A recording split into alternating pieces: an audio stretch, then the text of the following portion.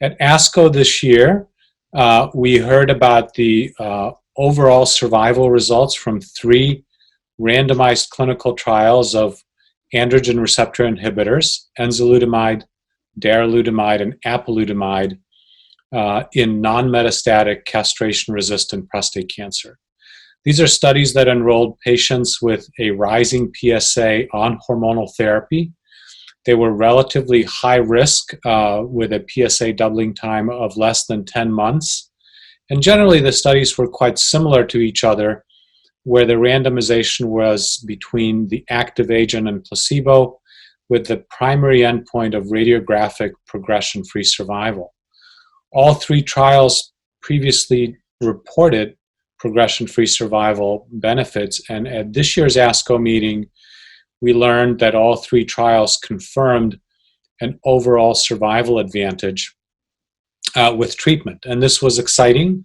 The magnitude of the survival advantage is really still coming into focus. The trials, while showing a significant overall survival advantage, still have a ways to go in terms of collecting complete data on that. About a third of the patients in the studies of enzalutamide and apalutamide, and 1/5 of the patients enrolled in the study of darolutamide had died.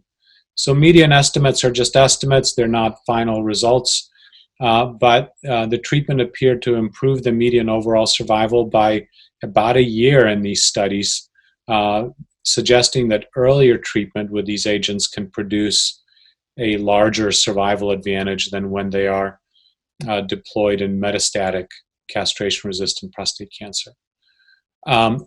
Really can't compare across the trials with regard to the overall survival endpoint because the trials had different durations of observations, different percentages of folks that have died, and because it's really relatively early yet, and it's pretty likely that with additional observation, the exact estimates of median survival and hazard ratios are going to change as the data mature.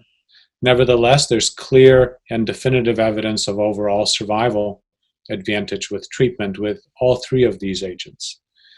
The darolutamide study called ARAMIS showed some intriguing results in that certain side effects, for example, fatigue, falls, and a couple of others, didn't appear to be significantly increased over placebo, and that was a new finding. We don't have direct comparisons between darolutamide and either apalutamide or enzalutamide with regard to these side effects, and our group and others have launched a couple of studies that are going to look at that. Our study is called DAROACT. We presented that study in the Trials in Progress session of ASCO.